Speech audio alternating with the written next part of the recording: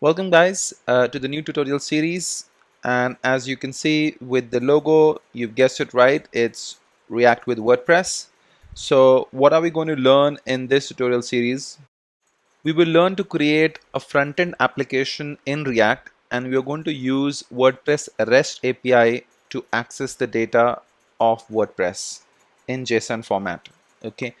And so if you can see that I've already built this application, which we will be building together in this tutorial series. Okay, you have a home uh, page on React, okay, where you have got all of the posts listed from the WordPress. So if you go to the WordPress, and you can see these are all the posts that are listed here in the front end of React. Okay, so if you're going to click on read more, you can see you've got this single post listed with the help of the post ID. Okay, we go back to home, you can go to any other post, you can see that you've got this single post listed as well, right? And then you will get an option to log in. So we're going to use an authentication. So there's a WordPress plugin already available which is called JWT Authentication for WordPress REST API version 2, and we were going to use this plugin basically to go ahead and log in the user. So it basically provides us with an authentication token which we're going to save into our local storage, and then we're going to use that token every time we send a request for a protected route. For example, if you want to create a post, we will send the token along with that in the authorization headers. So if you check, they talk about sending the authorization in the headers. Okay, it should be somewhere here. Yeah, here it is.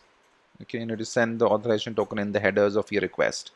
Okay, and that's how you'll be able to create posts. So let me just show that to you. So let me log in here.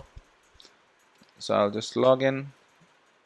So I'm logged in using the REST API, and I'm using that plugin over here in my dashboard. So if I had to show you, so this one right here. Okay, and then you can also create posts. So I'm sending the token along with my post request. So I'm using the WordPress REST API to list the post. I was using this API to list post, right?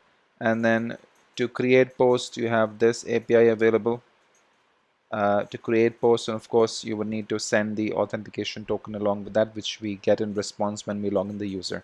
So I can create a new post. So I can say new post, this is my content,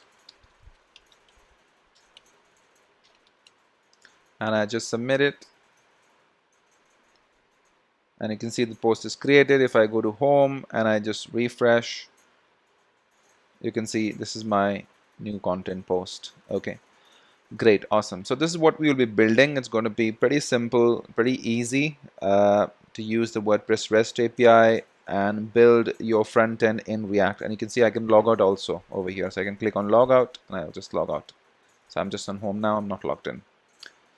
Okay, great guys. So one thing I'd like to share with you as to why should we actually build this in React, build our front end in React. So the first thing guys is that React uses virtual DOM, and if you watch my React series of tutorials, uh, I've explained to you how virtual DOM helps your applications to be faster, because React makes two copies of virtual DOM, two copies of the real DOM, it calls it virtual DOM, and whenever there's any change in the application, it goes ahead and renders that change on one of the copies and compares it with the first copy, and if it finds any change, it goes ahead and updates the real DOM. That's what makes React faster. Second important, there are many reasons, but I'm just listing down a few here. Okay, you can check out my React series to know what are the benefits of using React if you want to know in detail. Second thing is easier to create mobile application using React Native. When your web application is already in React, it becomes easier for you to use the React Native, and your APIs will already be ready. You just need to use that on React Native. And of course, reliability, because React is supported by Facebook. So you've got a lot of developers who are working on that, and there are a lot of there are constant improvements that come in React. So it's pretty reliable compared to other libraries. Okay guys, so in the next video we're going to start building them. This was just an introduction. Okay, take care guys, bye bye.